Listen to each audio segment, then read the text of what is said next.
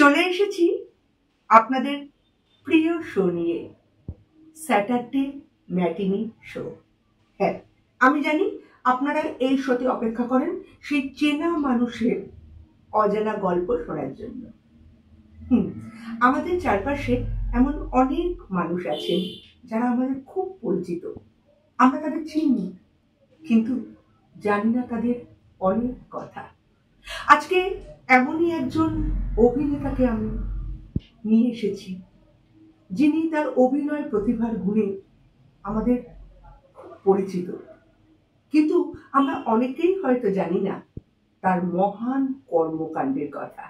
আর আজকে তাকে নিয়ে, অর্থাৎ সেই রূপলী পর্দার অভিনেতাকে নিয়ে জমে উঠবে আমাদের গল্প।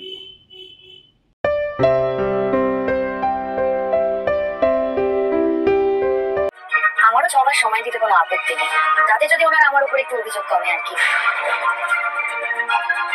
জিজ্ঞেস করুন ওনাকে উনি কি চান। প্লিজ স্যার, আমি আর কোনো অভিযোগ চাই না। গৌতম দা, শিল্পী ক্রিয়েশনস চ্যানেলে তোমাকে স্বাগত। আমিও তোমাকে ব্যক্তিগতভাবে শিল্পী চক্রবর্তীকে এবং শিল্পী ক্রিয়েশনসকে আমার অসংখ্য ধন্যবাদ জানাই যে তোমরা এরকম একটা উদ্যোগ নিয়েছো, এবং অবশ্যই আমাদের যারা দর্শক রয়েছেন তাদেরকেও নমস্কার জানাই। আজকে আপনাদের প্রিয় পরিচিত শো চেনা মানুষ অজানা কথাতে এমন একটি কথা জানাবো, এই গৌতমদার কর্মকাণ্ড, যেটা অনেকেই জানেন না বা খুব কম সংখ্যক ব্যক্তি জানেন। তাহলে চলুন জেনে নিই সেই মহান কর্মকাণ্ডের কথা। গৌতম দা, তুমি একজন টলি ইন্ডাস্ট্রির সুপরিচিত অভিনেতা।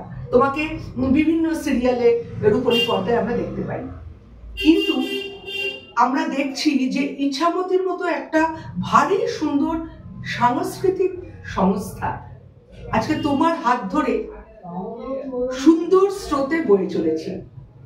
এই ইচ্ছামতির সম্পর্কে তুমি বিস্তারিত যদি আমার দর্শকদের সাথে শেয়ার করো।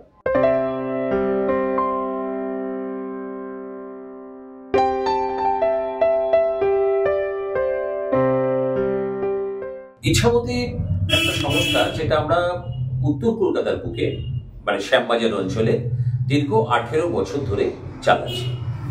আসলে আমি যখন ইন্ডাস্ট্রিতে কাজ করছি, ইন্ডাস্ট্রির বাইরে যখন বিভিন্ন মঞ্চে নাটক করতে যাচ্ছি, তার পাশাপাশি যেগুলো বিভিন্ন আমাদের অ্যামেচার গ্রুপ, পাড়ার নাটক যারা করে, শখের থিয়েটার, তারা আমাকে ডাকছে নাটক করবার জন্যে বা বিভিন্ন ধরনের অন্য অনুষ্ঠান করবার জন্য, যেমন গীতিভাষ্যের অনুষ্ঠান বা স্টেজে কিছু ডান্সের কোরিওগ্রাফির অনুষ্ঠান, এই ধরনের কিছু প্রয়োজনে তারা আমাকে ডাকছে। তো আমি যেটা লক্ষ্য করলাম যে আমাদের উত্তর কলকাতার বুকে মধ্যবিত্তের শেখার মতো সেরকম কোনো সংস্থা বা ইনস্টিটিউট নেই যেখানে সারা বছর এই ধরনের কাজের একটা নিয়মিত চর্চা করা যেতে পারে। তো এই ভাবনা থেকে আজ থেকে প্রায় 18-19 বছর আগে আমি শ্যামবাজার ইচ্ছামতি নামে এই সংস্থা আমারই যারা স্টুডেন্ট আছে বা আমার সঙ্গে যারা কাজ করছে তাদের উদ্যোগে শুরু করি। এখানে আমাদের যেটা প্রধান ব্যাপার সেটা হচ্ছে বাচিক শিল্পের বিভিন্ন জিনিসের নিয়মিত চর্চা হয়, যেমন শ্রুতি নাটক, গীতিভাষ্যের অনুষ্ঠান, ভাষ্যপাঠ। এছাড়াও আমাদের একটা সঙ্গীত বিভাগ আছে যেখানে আমাদের নিয়মিত সঙ্গীতের চর্চা হয়। বিভিন্ন শিল্পী তারা কেউ আকাশবাণীতে রয়েছেন, কেউ দূরদর্শনে নিয়মিত কাজ করেন, শিল্পী এবং বাদ্যযন্ত্রী যারা রয়েছেন তাদেরকে নিয়ে আমাদের এই সংস্থা আজকে 18 বছর ধরে কাজ করছে। আমাদের বেশ কিছু উল্লেখযোগ্য যে অনুষ্ঠানগুলো আছে তার মধ্যে অবশ্যই একটা মহিষাসুর মর্দিনী। আমরা মহালয়ার প্রত্যুষে যে মহিষাসুর মর্দিনী আপনারা আকাশবাণীতে এখনো নিয়মিত শোনেন, সেটা আমরা বিভিন্ন মঞ্চে করি। আমরা বাগবাজার সার্বজনীন দুর্গোৎসব, সল্টলেকের বিভিন্ন দুর্গোৎসব কমিটি, শোভাবাজার রাজবাড়ি সহ কলকাতা এবং কলকাতার বাইরে, এমনকি চন্দননগরে জগদ্ধাত্রী পুজো এবং ধরুন অন্যান্য জায়গাতেও আমরা এই ধরনের অনুষ্ঠান করি।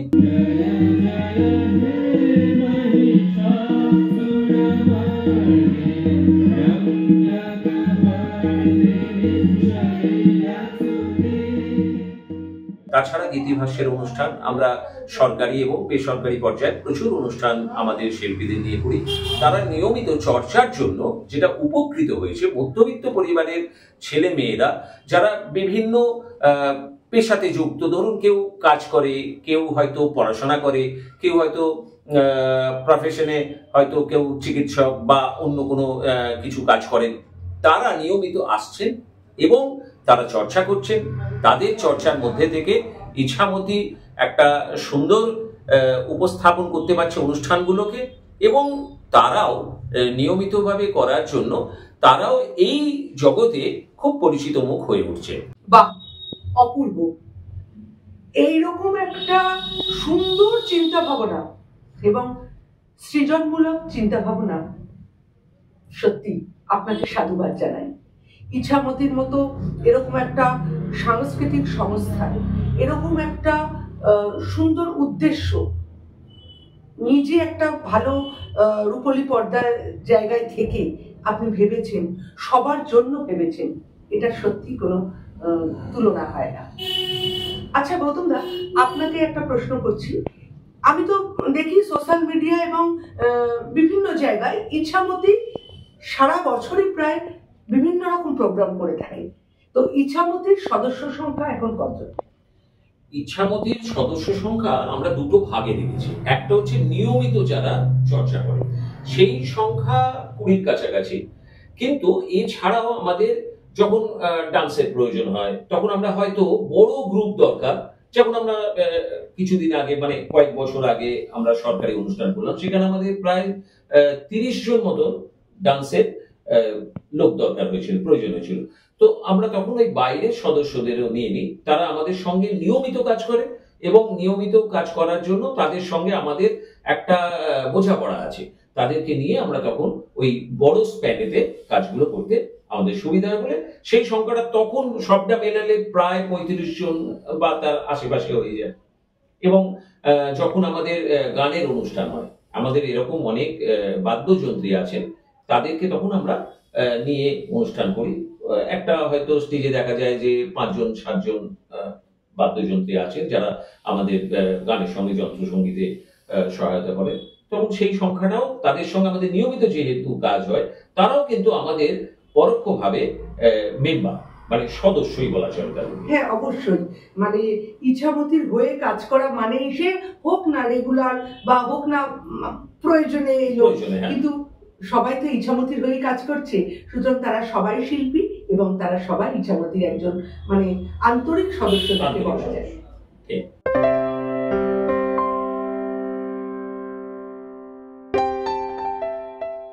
দর্শকদের ভালোবাসায় এবং সৃজনশীলতার দক্ষতায় ইছামতি স্রোতের বেগে এগিয়ে চলেছে। ইছামতি এখন অনেকের কাছেই বেশ পরিচিত এবং ভালোবাসার একটা নাম। এই ইছামতিকে নিয়ে আপনার ভবিষ্যতে আর কি পরিকল্পনা আছে, আর কি কিছু পরিকল্পনা আছে এবং সেটা কেমন? ইছামতিকে নিয়ে আমাদের অনেক স্বপ্ন আছে এবং সেই স্বপ্নকে বাস্তবায়িত করার পথেই আমি এগিয়ে চলেছি আমাদের প্রত্যেক সদস্যকে নিয়ে। আসলে আমি প্রথমে একটা কথা বলেছিলাম যে ইছামতি আমার ভাবনাটা এসেছে তখনই যখন আমি এই শহরে বা গ্রামাঞ্চলে বিভিন্ন জায়গায় নাটক করতে গিয়ে বা অন্যান্য অনুষ্ঠান করতে গিয়ে বা করাতে গিয়ে আমি যেটা দেখেছি যে অনেকের মধ্যে অনেক গুণাবলী আছে, শিল্পী সত্তা আছে, কিন্তু তারা ঠিক সেরকম জায়গা পাচ্ছে না যেখানে নিয়মিত চর্চা করা যায়, বা এমন কোনো প্ল্যাটফর্ম তাদের কাছে নেই যেটা বছরে 2 বার 3 বার 4 বার তারা অনুষ্ঠান করতে পারে। কিন্তু তাদের মধ্যে একটা স্বপ্ন আছে, তাই আমার স্বপ্ন আর তাদের স্বপ্নকে একত্রিত করে আমরা এগিয়ে যাচ্ছি এবং একটা একটা করে সেটা বাস্তবায়িত করছি। আসলে মধ্যবিত্ত পরিবারে সবসময় সবকিছু শেখার আশা থাকলেও সেটা হয়তো মানে স্বাদ আছে কিন্তু সাধ্য নেই, আর্থিক ব্যাপারে অনেকেই পিছিয়ে যেতে হয়। এই ভাবনা থেকে আমি শুরু করেছিলাম এবং এখন আমার যারা সদস্য তারা আমাকে শক্তি যোগায়। এবং একটা কথা ভীষণ গুরুত্বপূর্ণ বলা দরকার যে ইছামতির আমি কর্ণধার ঠিক কথা, কিন্তু আমাদের চালিকা শক্তি হচ্ছে নারী শক্তি। বাহ, আমাদের টোটাল টিমটার যা এক্সিকিউটিভ বডি আছে তার অধিকাংশই কিন্তু নারী শক্তি দখল করে রেখেছে। এবং তারা আমাকে কোনো সময় ধমকে, আমাকে বলে বুঝিয়ে নানান অনুষ্ঠান করতে বাধ্য করে। অনেক সময় আমি বলি যে না না এটা করবো না, কিন্তু তারা না না কেন করা হবে না। এই যে তাদের শক্তিটা, এটা আমাকে নতুন করে শক্তি যোগায় এবং তাদের স্বপ্ন আর আমার স্বপ্ন, যেটা ইছামতির স্বপ্ন, সেগুলো আস্তে আস্তে বাস্তবায়িত হচ্ছে এবং মানুষের অকুণ্ঠ ভালোবাসা পাচ্ছি। যারা আমাদের নিয়মিত দর্শক আছেন তারা আমাদের তাদের গুরুত্বপূর্ণ মতামত দিচ্ছেন। কোনো জিনিস খারাপ লাগলে তারা ফোন করে জানাচ্ছেন যে আপনারা এটাকে ভালো করুন, আরো ভালো করুন, আমরা আরো ভালো দেখতে চাই। মানে সব মিলিয়ে আমরা এগিয়ে চলেছি। আর এইরকম মানে শিল্পী ক্রিয়েশনসের মতন যদি সংস্থা উদ্যোগ নিয়ে এই ধরনের কাজ যেটা করছে বা করে চলেছে, তাদেরকে সাধুবাদ আমি প্রথমেও জানিয়েছি, বারবার বললেও কম বলা হবে, কারণ তারাই তো অনেক মানুষের কাছে এই খবরগুলো পৌঁছে দিচ্ছে। কারণ খবরটা পৌঁছানো তো দরকার, সব মানুষ তো সব জিনিসটা জানেন না বা খবর রাখা সম্ভব নয়। তাই আমাদের এই স্বপ্ন সার্থক করার পিছনে এই ধরনের সংস্থাগুলো বা আমাদের দর্শক, তাদের একটা বিরাট ভূমিকা আছে। তাদের কাছে ইছামতির প্রত্যেকের পক্ষ থেকে আমি মানে নত মস্তকে করজোড়ে কৃতজ্ঞতা জ্ঞাপন করি। 100 বার একজন শিল্পী তার নিজস্ব শিল্প সত্তাকে সার্থক তখনই করে তোলে যখন সে আর 5 জন শিল্পীর কথা ভাবে, তাদের স্বীকৃতি দেওয়ার কথা ভাবে। সেখানে আমিও একজন শিল্পী, তুমিও একজন শিল্পী, সমস্ত শিল্পীদের প্রতিভাকে তুলে ধরার একটা প্ল্যাটফর্ম তুমি তৈরি করছো। এমনিতেই ইছামতি ভীষণ নাম করেছে।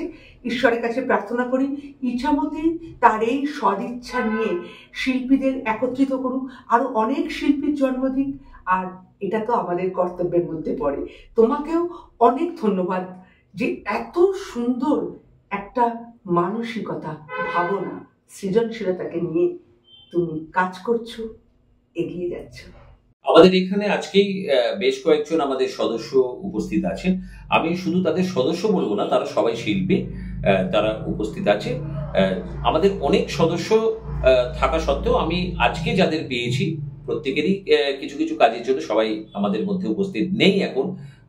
যারা আছে তারা আমাদের মানে শক্তির একটা অংশ।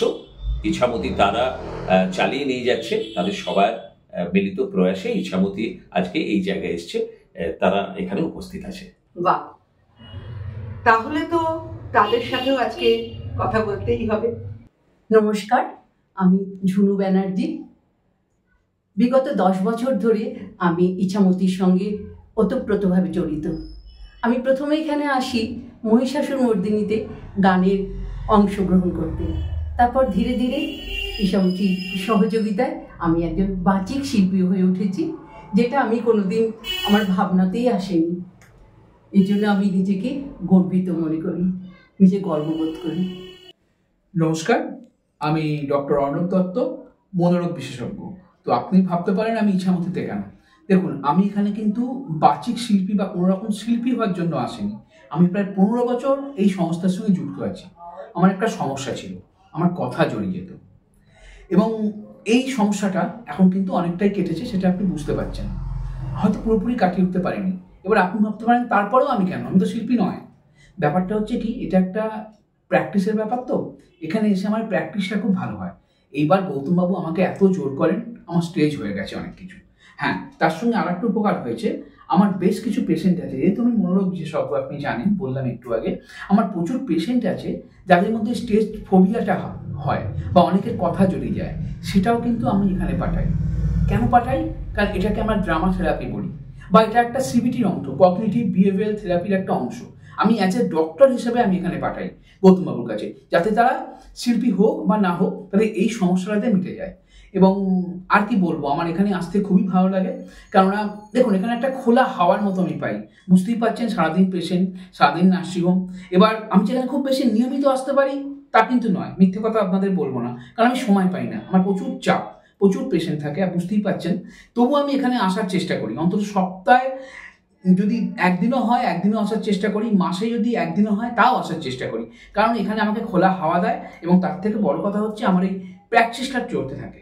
দেখুন, আমারও কথার মধ্যে এখনো কিছু জড়তা আসছে, এটা আমি আশা করি কতদিন পরে অত কাটবে, এই জন্য এই অভ্যাসটা আমি এখনো করে যাচ্ছি। নমস্কার। অপূর্ব, অভূতপূর্ব।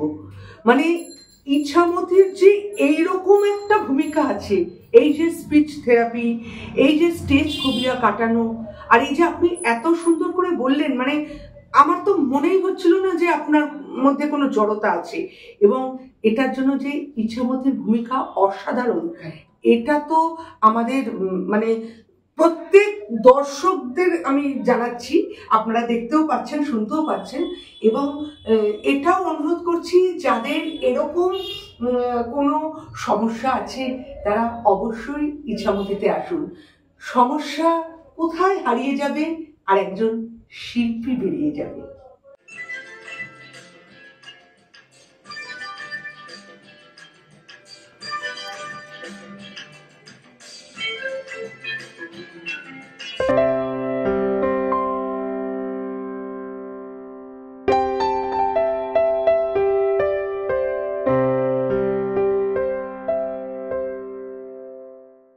ইছামতির অন্যতম 3 নারী শক্তির চালিকা শক্তি এরা। নমস্কার, আমি সোমা। আমি ইছামতির শুরু থেকে একদম আছি। আমি বাচিক শিল্পী। আমি এখন সব বিভাগেই আছি, সঙ্গীত বিভাগেও আছি, আমি নাচের কোরিওগ্রাফিও করি। আর ইছামতির আমি আশা করব, মানে ইছামতি যতদিন থাকবে আমি শেষ অবধি থাকার চেষ্টা করব। অবশ্যই অপূর্ব। নমস্কার, আমি পৌলমী। এখানে অনেকেই অনেক কথা বললো, আমি একটা কথাই বলবো যে এখানে প্রত্যেক শিল্পীকে আমাদের স্যার রেমুনারেশন দেন, যেটা আমি কোথাও দেখিনি। কোথাও কেউ শিখতে গেলে রেমুনারেশন পায়, কারণ কাকু মানে আমাদের স্যার যিনি, উনি প্রত্যেককে শিল্পী মনে করেন। আর এই কারণে আমাদের প্রত্যেকের মধ্যে কনফিডেন্স প্রথমে যা ছিল তার থেকে বহু গুণে বেড়েছে, আর কাজ করার খিদাও বাড়ায়। তো এই কারণে এটাই। বাহ, সত্যি আরেকবার গৌতমদাকে সাধুবাদ জানাতে হয়। নমস্কার, আমি বিদিশা। আমি ইছামতির সাথে প্রায় 3 বছর ধরে রয়েছি। আমার এখানে আসা আবৃত্তি শিখতে, কিন্তু আসার পর অভিনয়ের প্রতি একটা আলাদা ভালোবাসা জন্মায়, আর এখন আমি নিয়মিত। মন্ত্রমুগ্ধ হয়ে শুনছিলাম ইছামতির সদস্যদের কথা, ইছামতির শিল্পীদের কথা। সত্যি গৌতমদা, তোমাকে বারে বারে সাধুবাদ জানাতে ইচ্ছে। না, এর পরেও একটা বাকি আছে। এর পরেও আছে বলছে? এর বাকি যেটা, সেটা হচ্ছে ইছামতির রিহার্সাল মানে জমাটি খাওয়া দাওয়া। ওয়াও, মানে কিরকম খাওয়া দাওয়া হয়? মানে আমাদের রিহার্সাল হওয়া মানে নিয়মিত খাওয়া দাওয়া। কোনো সময় দোকান থেকে কিনে আসে, কোনো সময় আমাদের শিল্পী যারা মানে যারা সদস্য তারা বাড়ি থেকে তৈরি করে নিয়ে আসে, একদম কবজি ডুবিয়ে খাওয়া দাওয়া হয়, তার সঙ্গে রিহার্সাল চলে। তাহলে বুঝলেন, আমরা তো সবাই যখন সিনেমা, সিরিয়াল বা যে কোনো কাজে করি একটা ইউনিট হয়ে যাই, একটা ফ্যামিলি মেম্বারের মতো হয়ে যাই। তো ইছামতিও মানে এটা কিন্তু একটা কেমিস্ট্রি, একটা রসায়ন। এতে যে কোনো কাজই খুব সুন্দর হয়। আর খাওয়া যদি জমে ওঠে তাহলে একটা কথাই আছে না, মানে পেটে খেলে পিঠে সয়। আর এখানে আমি বলবো পেটে খেলে কাজ আরো ভালো হয়।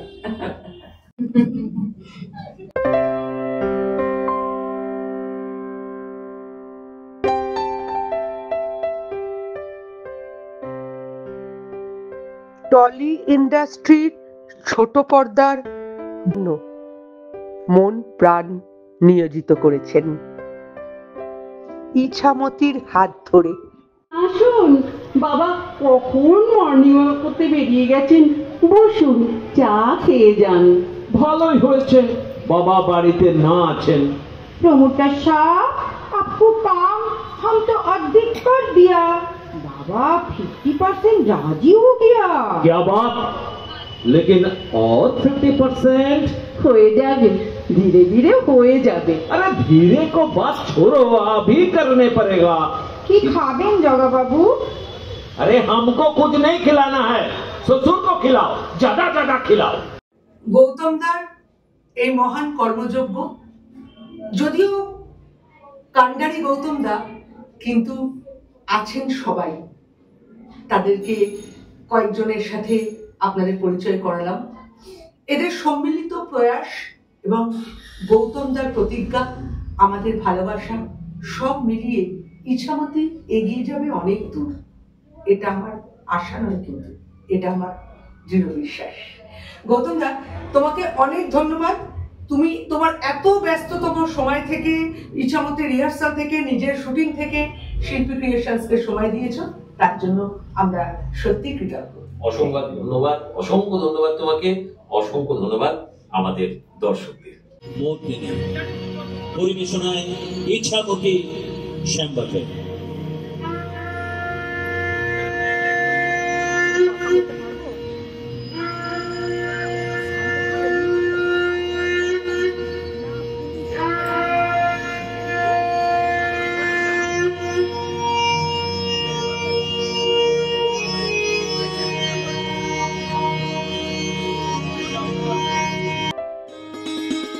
এইরকম অজানা কথা জানতে চাইলে শিল্পী ক্রিয়েশনস চ্যানেলটিকে অবশ্যই সাবস্ক্রাইব করুন, আর ভালো লাগলে like, comments and share please.